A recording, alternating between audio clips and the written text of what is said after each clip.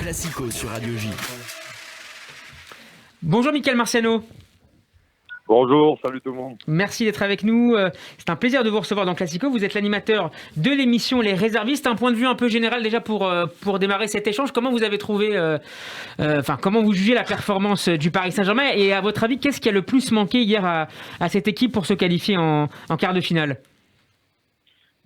Déjà, évidemment, c'est, je pense, le sentiment général qui ressort après une défaite comme ça, que ce soit chez les analystes, les observateurs ou même les supporters, c'est beaucoup de frustration. Mais j'ai envie de dire, comme depuis 10 ans avec cette équipe en Ligue des Champions dans les matchs à coup près. Et ce qui est d'autant plus frustrant, c'est que hier, tu fais quand même trois mi-temps où tu montres clairement qu'il y a limite une classe d'écart entre toi et ton adversaire du soir. Et au final, ce qui est d'autant plus frustrant, c'est que tu as l'impression, quand en l'espace de 45 minutes, même 30 ou peut-être même 15, 20, tout part en fumée et tout ce que tu as construit pendant 90 plus 45 minutes, tout ça part en fumée en l'espace de quelques secondes. Comment on peut expliquer cette défaite? Moi, je partirais plus sur quelque chose de général. Je ne l'expliquerai pas uniquement par rapport au match parce que malheureusement, ce qu'on a vu hier, c'est des choses qu'on voit depuis tant d'années au Paris Saint-Germain. Et à un moment donné, il va pas falloir avoir peur de dire les choses et de tirer un constat qui est un constat très clair et très précis.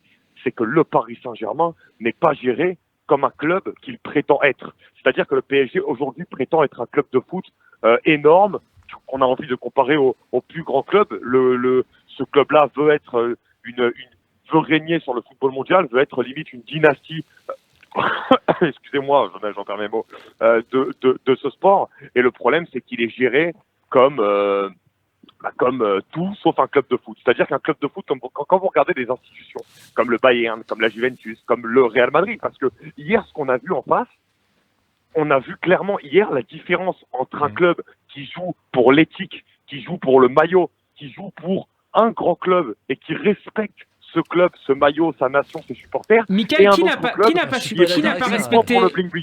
respecté le PSG? Qui n'a pas respecté l'institution hier dans l'équipe parisienne? Alors attention, je ne cible pas forcément les joueurs. Moi, je cible une institution et une institution, elle commence tout en haut de la chaîne. Et moi, pour moi, la personne qui est responsable de tout ce qui se passe au Paris Saint-Germain depuis tant d'années, parce que j'entends parler de Leonardo, j'entends parler de Gustave, j'entends parler de tout le monde, je veux bien l'entendre. L'unique responsable de tout ça, c'est monsieur Nasser Al-Khelaifi. Mais j'entends personne le dire à chaque fois. Mais à un moment donné, il va falloir être assez lucide pour tirer un constat simple. Pourquoi aucun grand entraîneur n'a rejoint le Paris Saint-Germain? Expliquez-moi. Il y en a eu un seul. Enfin, je parle de vrai très très grand coach sur le papier, c'est Carlo Ancelotti et il s'est barré au bout d'un an dès qu'il en a eu l'occasion. Pourquoi? Parce que tu es dans un club où malheureusement il y a que des passe droits et où les gens ne pensent qu'à leur intérêt personnel, l'intérêt financier et évidemment les intérêts des uns et des autres sont mis en avant. Voilà. Et le football n'est pas mis en avant. Juste pour terminer, on s'intéresse plus. Quand on achète Messi, Neymar, Mbappé et qu'on les aligne les trois ensemble, on s'intéresse plus à si l'affiche va être magnifique sur la 5e avenue devant la boutique à New York qu'à leur complémentarité sur le terrain. Excusez-moi d'être cru comme ça, mais aujourd'hui, il faut le dire. Quand tu regardes le Real Madrid hier, ils reviennent de la deuxième mi-temps, ils jouent beaucoup plus haut. Mais pourquoi? Parce qu'ils se disent, on a montré un visage qui n'est pas le nôtre. Alors même si on est moins bon, même si ces dernières années, on n'est plus le Real qu'on était avant, on ne peut pas sortir de cette Ligue des Champions, au moins sur les 45 dernières minutes, en ayant tout donné. Et tu les vois, les mecs, ils ont avancé, ils se sont donnés à fond, ils ont essayé de faire ce qu'ils pouvaient faire. Et même si ça serait pas passé, au moins le Real Madrid serait sorti par la Grande Puerta. Alors que le Paris Saint-Germain, juste pour terminer, dès qu'ils reviennent des vestiaires, et c'est toujours comme ça, on l'a vu en 2013, c'est un aspect mental. En 2013, il y a un Messi blessé qui rentre, tout le monde a peur, tout le monde recule de 20 mètres, tu prends le but, tu te fais éliminer. Contre Chelsea, c'est pareil, tu recules, à la 90e, Dembaba te punit. Quand tu poses le pied au Camp Nou en 2017, tu recules dès le début du match, tu prends 3 buts dans les 15 premières minutes, directement, hop, alors que ça semblait impossible. Ensuite, c'est toujours pareil. Dès que le PSG a de l'avance, on l'a vu contre Manchester United quand ils sont venus de la deuxième mi-temps au Parc des Princes, et on l'a encore vu aujourd'hui contre le Real Madrid.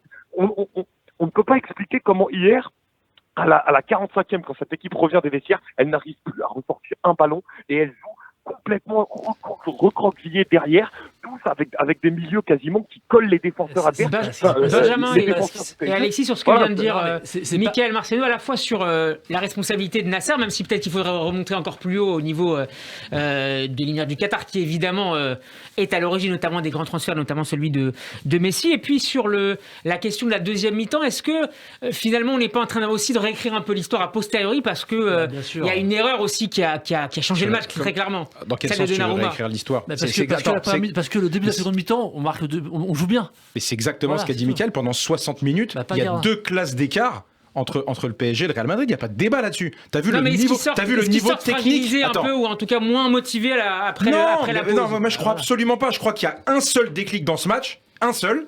C'est l'erreur de Donnarumma. Et c'est l'erreur de Donnarumma qui te fait basculer dans l'abîme qu'on connaît malheureusement. C'est juste ça. Attends. Hier, c'est un seul naufrage. Faut pas essayer d'expliquer par le jeu hier. Mais c'est uniquement un naufrage psychologique hier. Si tu n'as pas l'erreur de Donnarumma, chaque année c'est des naufrages. La dernière fois contre le Barcelone, c'est l'erreur de Meunier. Ensuite, c'est l'erreur. Mais si. Mais ce que je dis, c'est que c'est psychologique du coup. Réagir à une erreur. Un grand club est bien capable de réagir à une erreur. Mais le PSG n'est pas un grand club, Mickaël, malheureusement. La preuve, ce naufrage psychologique. C'est ce qui le montre. Exact. Et je suis complètement d'accord. Attends, je suis complètement d'accord avec ce que tu as dit tout à l'heure. Moi, quand je voyais tout le match, les yeux de Karim Benzema, tout le match hier, même quand ils sont dominés, même quand ils sont menés, il a encore cette force, il est habité par le maillot qu'il porte. Et c'est ça qui manque au Paris Saint-Germain. Tu vois Messi habité avec le maillot du PSG, tu vois Neymar habité avec le maillot du PSG, tu vois Donnarumma, etc. et consorts. Ils en ont rien à foutre du maillot du PSG. C'est ça le gros problème. Messieurs, on va céder la parole à un deuxième auditeur. Elie est avec nous. Bonsoir Elie. Bonsoir. Merci d'être avec nous.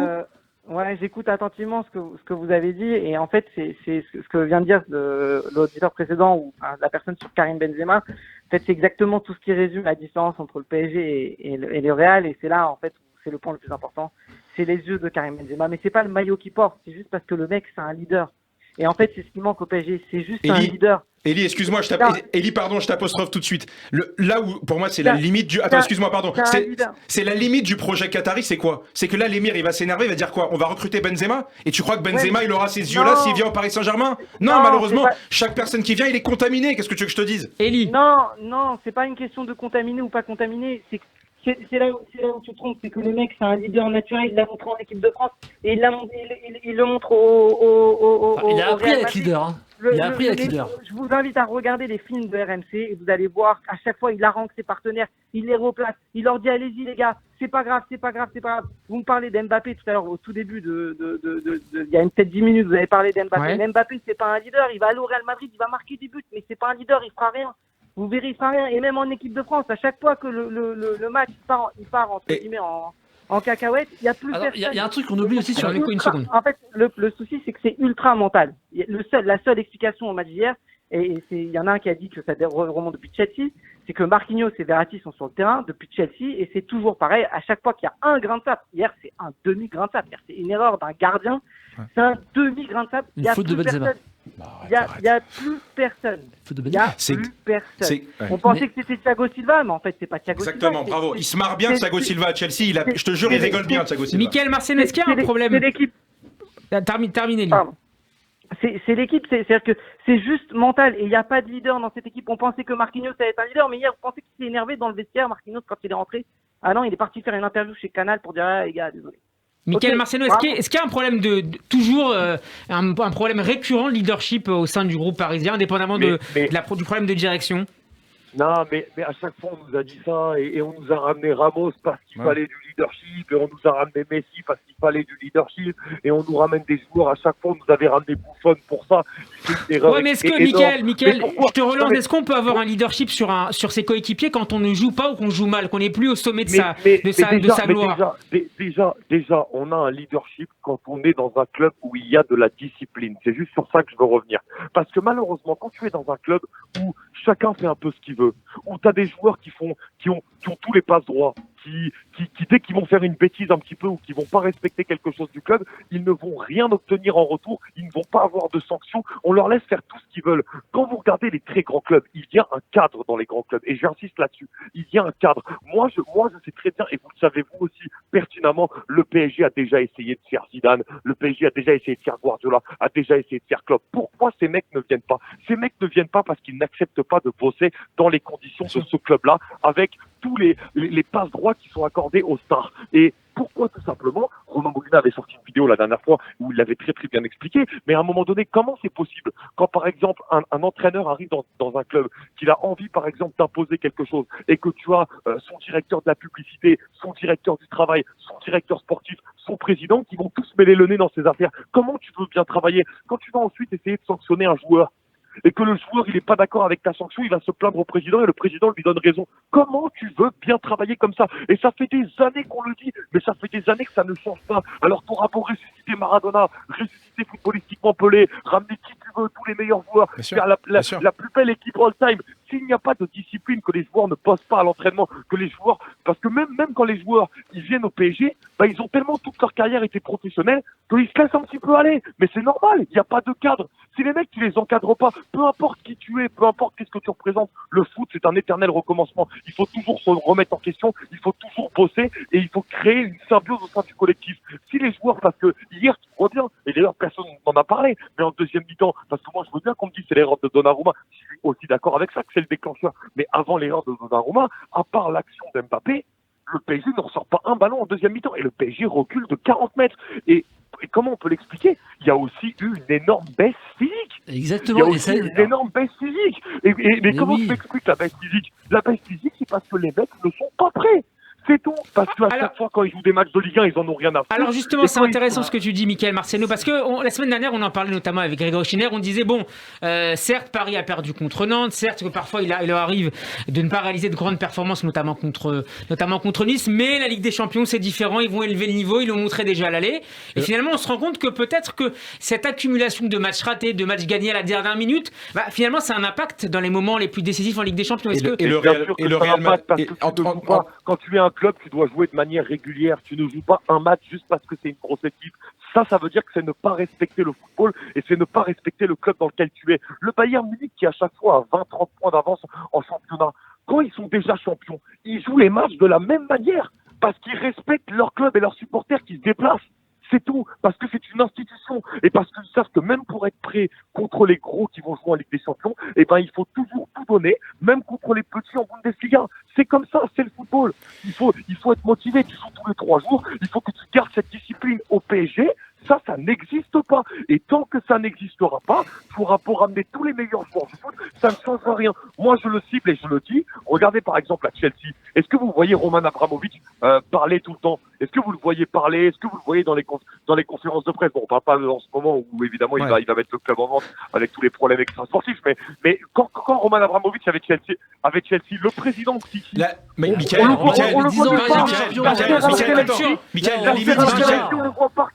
un instant, Benjamin sur la culture de la gagne. Non, la limite de ce que tu dis. La première mi-temps du PSG. Franchement, j'ai pas un souvenir très précis d'avoir vu le PSG à ce niveau. Alors peut-être contre Barcelone, match aller justement le fameux. J'ai pas souvenir d'avoir vu le PSG à un tel niveau technique, tactique. Les ressorties de balles d'hier, mais franchement, c'était top niveau. Et donc la limite, c'est ça. À mon avis, c'est que footballistiquement, t'étais prêt hier, bon sang. La preuve, tu l'as montré pendant une heure. T'as un petit grain de sable qui vient perturber la machine, tu retombes. C'est ça le problème. Mais donc c'est mental, bon sang. Tu ne peux pas expliquer d'un point de vue footballistique, puisque footballistiquement, la prestation d'hier pendant une mi-temps, mais putain, elle est de haute volée. Un grand joueur, c'est quoi une grande équipe? C'est que tu joues bien du début jusqu'à la fin. Et même si t'es attaqué, même si t'es perturbé, même si t'as pris un but, ça c'est mental. Et ça c'est mental. C'est exactement ce qu'on a dit. Mais le PSG a prouvé, le PSG a prouvé pendant une heure hier que ce qui s'est passé. 90 minutes, c'est pas une heure. Ce qui s'est passé contre Nantes, ce qui s'est passé contre Nice, finalement les joueurs ils en ont rien à foutre et ils sont capables d'appuyer sur le fameux bouton quand ils sont à Bernabéu. Ils l'ont fait pendant une heure. Résultat, 3 buts 1 pour le Real Madrid. Et qu'est-ce qui fout le bordel? Uniquement l'aspect psychologique, parce que footballistiquement tu l'avais le match. Il y a un autre aspect qu'on n'a pas abordé tout à l'heure. C'est malgré tout, c'est aussi les changements. C'est-à-dire qu'on va parler de Pochettino et Ancelotti. Alors, autant Ancelotti au match aller s'est planté puisqu'il rentre Vasquez et on dit se prend le but derrière. Autant là, il fait rentrer Camavinga et Rodrigo et ça change change quand même si tout. Ouais, ça change, bien sûr. Donc, là où Pochettino, il subit le match, parce que la baisse physique dont parlait Michael, on l'a tous vu. Et il n'y a pas de changements qui sont faits. C'est un sujet quand même. On fait rentrer Draxler qui n'a pas joué depuis des semaines. On fait rentrer Draxler à la fin, c'est trop tard. Non mais excuse-moi, quand tu fais rentrer Draxler, mais c'est le symbole des limites de ce putain de projet Qatari. Mais je l'ai dit, bon sang, c'est quoi le salaire de ce joueur? Mais il est payé 700 000 € par mois, ce gars. Mais c'est pas possible. Non mais sérieusement. Mais quand tu regardes objectivement la chose, mais tu te dis, ce club est dingue. Ce club marche sur la tête. Comment c'est Draxler qui peut rentrer à ce moment-là sur le terrain? Elie sur le banc et les changements opérés par Pochettino en seconde mi-temps. Je veux dire, mais en fait, mentalement, mais même Pochettino hier, il sombre mentalement. On a vu des images où le gars, on dirait qu'il a pris une droite, alors que dalle. La même tête qu'Emery, la même tête qu'Emery. Et que Tuchel, vraiment, j'espère. Non, et vous parliez tout à l'heure de l'identité du club et du respect. Mais quand Tuchel il arrive, par exemple, les 6 premiers mois, les joueurs ils sont à fond derrière lui. Tout le monde respecte ses méthodes, tout le monde ses trucs. Un grain de sable et c'est fini avec Manchester. Donc il y avait ni passe droit ni quoi que ce soit. Ça respectait l'institution, tout ce que vous voulez. Et en fait, un grain de sable et c'est fini. Je vous le dis, il y a la seule explication hier, et c'est la même depuis le début, elle est mentale. Et tant que les joueurs, tant qu'il n'y a pas de vrai leader dans cette équipe, ça marchera pas. Et un leadership, ça se mais Élise, la limite de une seconde, messieurs. Chacun votre tour. Une seconde. Chacun votre tour. On n'entend pas Élie. En dehors du terrain, si tu dois dire à Neymar, tu vas pas en boîte, et ben un patron il dit à Neymar, tu vas pas en boîte. Donc c'est pas une question de joueur, c'est une question d'institution. Non, il y a un problème. Le capitaine de ton équipe ou l'hôtelier de ton équipe. Neymar, quand il a voulu porter le PSG pendant le Final 8, malgré tous les ratés qu'il a fait, ça se voyait que c'était lui qui portait le club. Il a plus le niveau physique cette année, c'est pour ça, et les blessures et ce genre de choses, c'est pour ça que cette année, il est beaucoup moins fort qu'avant, c'est une explication. Mais quand il a voulu porter le club, il a réussi. Si aujourd'hui, ton leader, c'est Mbappé, ben Mbappé, il doit prendre Neymar, il doit prendre Messi, il doit leur dire, les gars, c'est à fond. Et il y a un autre aspect dont on n'a pas parlé, avant de revenir à Pochettino, c'est la gestion des 3 semaines du 8e de finale qui se passe catastrophiquement, mais depuis des années, c'est pas que cette année-là, où en gros, à Nantes, on leur montre qu'on peut prendre 3 buts en 20 minutes, ok, et à Nice, on leur montre que sans Mbappé, on sert à rien. Donc en fait, sur les matchs, au-delà de l'ouverture du magasin, de l'image de Gay hier, ils ont tué Gay quand même, en montrant les vidéos où ils blessent Mbappé. Ils l'ont tué, quand il le fait rentrer, ça sert à rien. Il le laisser à la maison, il sert à rien. Le mec, c'était le seul qui pouvait courir, mettre de l'impact et tout. Ils l'ont tué mentalement avant même le début du match. Michael Marcel. C'est un sabordage. Michael Marceno, j'ajoute qu'on a appris en fin de journée que l'UEFA ouvrait une procédure disciplinaire contre Al-Khelaifi et Leonardo après les incidents a priori qui ont eu lieu après le match contre l'arbitre de la rencontre. Michael, est-ce que tu considères que Paris va sortir la grande lessiveuse au prochain mercato et que forcément le club sera contraint de tout changer, en tout cas dans les grandes lignes? Tu sais quoi, je vais pas te mentir, mon ami, cette question, chaque année, c'est la même. C'est-à-dire que chaque année, on me dit, ouais, faut faire une grande lessive. Et chaque année, il y a des grandes lessives qui sont faites, et chaque année, c'est les mêmes problèmes. La lessive, elle doit avoir lieu, oui, mais elle doit avoir lieu à un autre niveau. Elle doit pas avoir lieu au niveau du groupe et au niveau des joueurs. Elle doit avoir lieu au-dessus. Et à un moment donné, il va clairement falloir se le dire. Mais pour toi dessus, Mickaël, pardon, pour bien te comprendre, c'est Nasser ou c'est au-delà, c'est une remise en cause même de l'État qatari dans sa gestion de la politique sportive du club? Parce que Nasser, qui a nommé Nasser? Donc bien évidemment que ça concerne aussi l'État qatari, mais ça concerne Nasser qui pour moi n'est pas capable de gérer ce club-là. Encore une fois, regardez, tout à l'heure, Elie parlait de Tuchel. Et pourquoi moi je dis que c'est pas un problème de leader? Parce que les leaders qui sont arrivés au PSG, on les a vus défiler. Si quelqu'un me dit ici que Zlatan Ibrahimovic n'est pas un leader, j'arrête de parler football. Donc à un moment donné, on peut dire les leaders se sont défilés au PSG. On en a vu plein. Après, Zlatan Ibrahimovic, je lui tombe beaucoup moins dessus parce que déjà avec lui, il n'y a pas eu des choses, on va dire, comme celle-ci. Et en plus, lui est arrivé au début du projet avec pour mission de vraiment monter, en tout cas, le PSG en Ligue comme un candidat régulier dans les 8 dernières équipes de Ligue des Champions. Et c'est ce qu'il a très bien fait. Maintenant, au-delà de ça, mais tu ne mets pas capitaine, Zlatan. Regardez. C'est ça le sujet. Voilà. On va prendre le point le point sensible. Thomas Tuchel, quand il arrive au Paris Saint-Germain, à un moment donné, il essaye aussi de faire respecter l'institution. C'est-à-dire que quand il y a eu l'histoire avec Mbappé et Rabiot, vous vous en rappelez, à Marseille, etc. Et dès que, ensuite, ça a commencé à aller un peu plus loin ou à toucher des joueurs comme Neymar ou autres, il a commencé à avoir des plaintes, on l'a vu avec même Emery et Ben Arfa, les joueurs qui se plaignent au-dessus, etc. Et derrière, ça montre que l'entraîneur n'est tout simplement pas respecté. Regardez ce qui s'est passé il y a 3 mois, la gestion Thomas Tuchel-Lukaku. Est-ce que vous avez vu une personne de Chelsea, à part Tuchel, s'exprimer sur le sujet? Personne. Tout s'est fait en interne. Tout s'est fait en interne et Thomas Tuchel s'est fait respecter sur sa gestion. Parce qu'on est en Angleterre et qu'en Angleterre, ce sont des managers à l'anglaise. Le coach a les pleins pouvoirs sur son équipe et personne en haut ne peut remettre en cause. Si les gens ne sont pas d'accord avec lui, eh ben, il y a un licenciement, il est renvoyé et c'est fini. Alors qu'au PSG, ça ne se passe pas comme ça. Aucun coach au Paris Saint-Germain ne peut travailler avec ses propres moyens. C'est pour ça que moi, l'analyse que je fais d'hier, je la fais même pas sur le match, parce que j'ai l'impression que chaque année, on revit la même chose. Il y a eu, depuis 2013, donc depuis 9 ans, 5 remontadas. C'est n'importe quoi. Et c'est toujours la même chose. Et toujours, on va essayer de trouver des fautifs sur le terrain. Et on a parlé tout à l'heure avec Jimmy Algerino de celle contre le Deportivo. Hein. Ben oui, en plus, mais le problème, il est bien au-dessus. Et je vous dis la vérité, le Paris Saint-Germain d'avant le Qatar, le Paris Saint-Germain d'avant les Qataris, c'est la vérité. Mais ce Paris Saint-Germain-là avait beaucoup plus d'âme que celui d'aujourd'hui. Et c'est une vérité. Parce que tu vois clairement hier la différence d'âme entre deux clubs. Je me permets. Attends, je voudrais qu'on remercie juste un instant Elie d'abord. Merci d'avoir été avec nous, Elie. À bientôt dans Classico. Merci, Elie. Je voudrais juste appuyer ce que vient de dire Mickaël. C'est exactement ce que je pense ce matin. Je l'ai dit en introduction de cette émission. Ce soir, pardon. Je pense. Non, c'est ce que je me suis dit ce matin en me réveillant après cette nuit blanche. Laisse-moi finir. Alexis, Benjamin. Hier soir, on a vu l'échec définitif du projet Qatari. Les Qataris, merci beaucoup pour ce que vous avez fait. Maintenant, ils doivent se retirer. On doit. Je peux finir une phrase. Est-ce que je peux finir une phrase? On doit repartir sur un projet de base francilien, avec des joueurs pour qui porter le maillot du Paris Saint-Germain aura un sens, s'appuyer sur notre centre de formation qui a sorti des super joueurs ces derniers temps, ajouter des joueurs comme Kylian Mbappé, qui sont des joueurs franciliens, encore une fois, pour qui jouer au PSG. Mais attends, je te dis pas qu'il faut enlever les stars. Il n'y en a pas 10 des Mbappé sur le... Pourquoi les Qataris doivent partir? Parce qu'ils pensent uniquement que le foot, c'est hors du terrain, et sur le terrain, ce qu'ils veulent juste, c'est additionner des stars pour ouvrir la boutique sur la 5e avenue à New York. Pourquoi Alors, attends, si j'ai tort, j'ai pas envie de défendre, mais c'est pas vrai. Si j'ai tort, pourquoi est-ce que tu vas mettre Donnarumma dans les pattes de Navas alors que tu as un gardien Donnarumma, il est meilleur. Benjamin, la réponse il est meilleur, tu vas encore dire ça après hier. Alors, Alexis, bien sûr, après, tu vas encore dire ça après hier. On n'entend rien.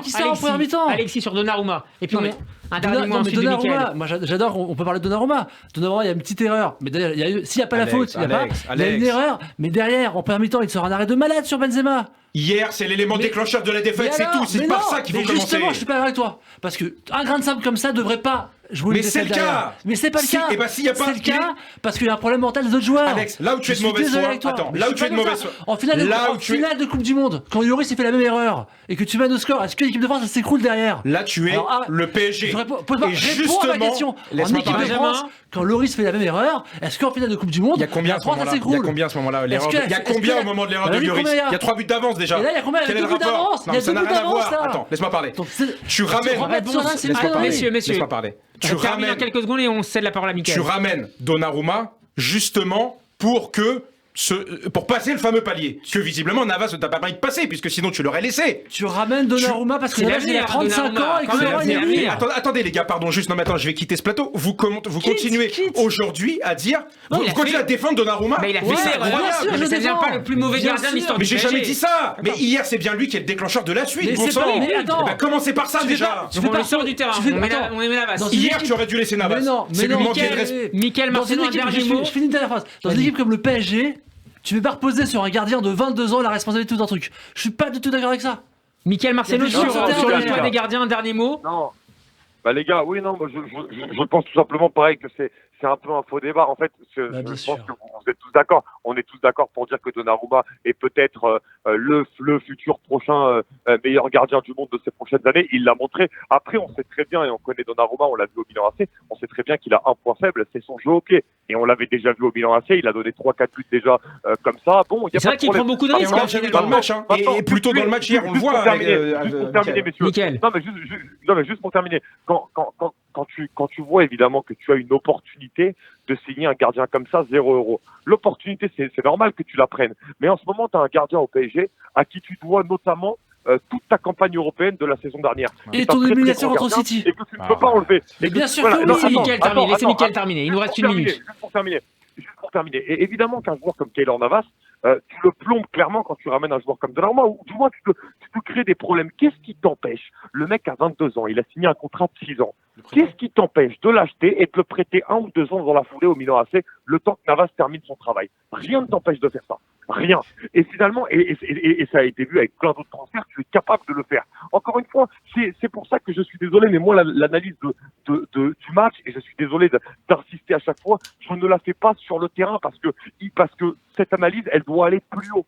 C'est plus haut que ça va pas. Encore une fois, quand tu ramènes un entraîneur Donnarumma et Navas, pareil, l'entraîneur, tu le mets dans une position énormément défavorable parce que tu sais qu'il va faire un peu un déçu une fois, un déçu une autre fois, etc. Et Pochettino n'a absolument pas suivi sa logique parce que ce qu'il faisait en Ligue des Champions, c'était un match chacun. Donc là, logiquement, c'est Navas qui fait jouer ce match au Bernabéu. Et finalement, il ne l'a pas fait. Merci. Donc voilà, voilà, c'était bon, c'est tout pour moi, mais l'analyse, elle doit vraiment se faire au-dessus. Et juste pour terminer, encore une fois, le PSG doit changer des choses au-dessus et on doit avoir un manager au PSG qui manage comme à l'anglaise. C'est la seule solution pour que ce Paris Saint-Germain-là remette de la discipline dans son club. Et je pense que les Nasser Al-Khelaifi, à la limite, s'ils veulent rester, ok, même si je pense qu'ils ont déjà détruit le club, il faut que ces gens-là s'en aillent ou alors arrête de parler et arrête de se mêler. Merci beaucoup. Il nous reste 10 secondes. Merci beaucoup, Mickaël Marcelino, d'avoir été avec nous. Je rappelle que vous êtes l'animateur de l'émission Les Réservistes. À très bientôt dans Classico. Benjamin, merci. Alexis, merci. Merci à vous, chers auditeurs, d'avoir été avec nous ce soir. On se retrouve lundi à 21h pour une autre édition de Classico. Bonne soirée à vous sur Radio J. Tout de suite, Avner Azoulay.